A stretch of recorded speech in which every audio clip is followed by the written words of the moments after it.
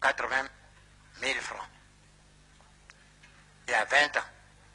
Avec un pouvoir d'achat plus élevé que le cacao qui nous a été proposé durant le dernier accord que nous avons refusé, 500 francs.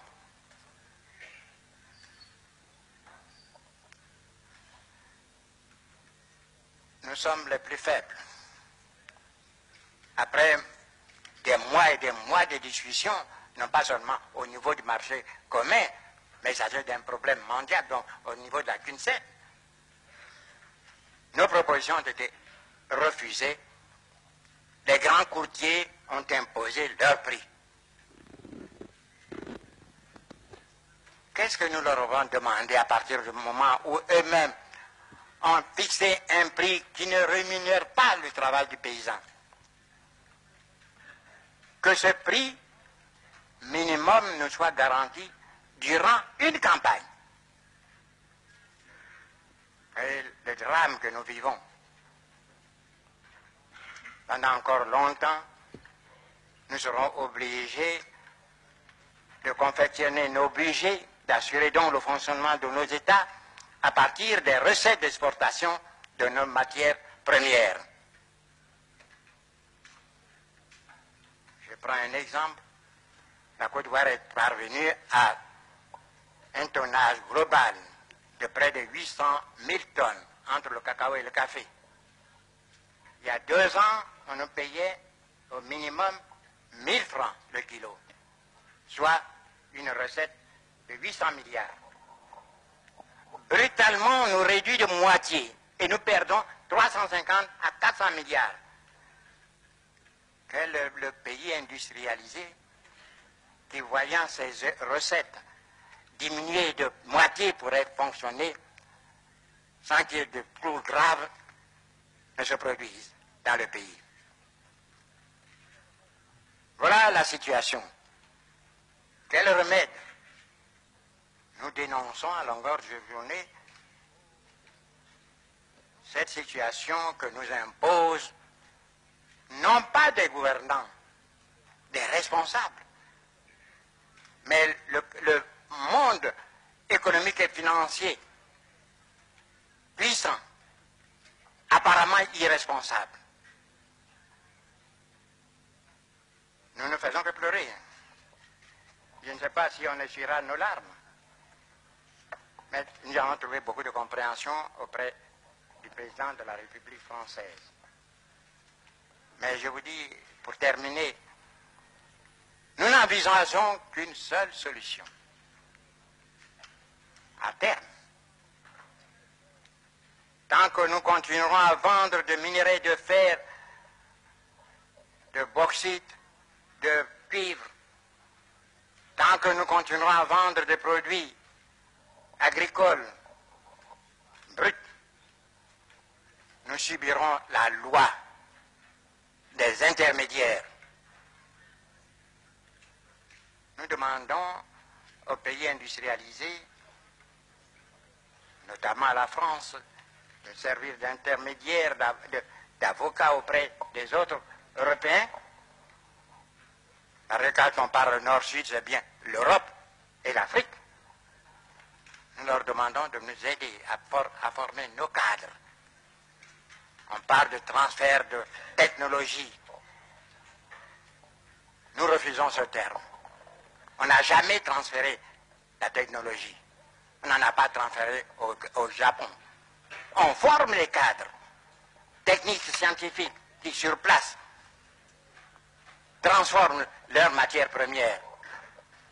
Alors, voyez-vous, nous sommes extrêmement patients, mais des patients actifs. On peut retarder le progrès, on ne peut pas supprimer le progrès. Nous avons la certitude que dans 20 ans, 30 ans, 40 ans, au plus, qu'est-ce 40 ans dans la vie des peuples quand le monde compte des milliards d'années d'existence? Nous aurons des hommes capables de transformer nos matières premières. Quand nous aurons à discuter en ce temps-là, quand ils auront à discuter en ce temps-là du coût de l'acier, non pas de minerai de fer, bien alors, il y aura un langage qui sera compris, le langage de l'intérêt commun.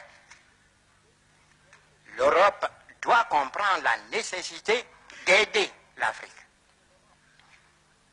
Il va de la survie de l'Europe et de la vie de l'Afrique. Il y a une nuance.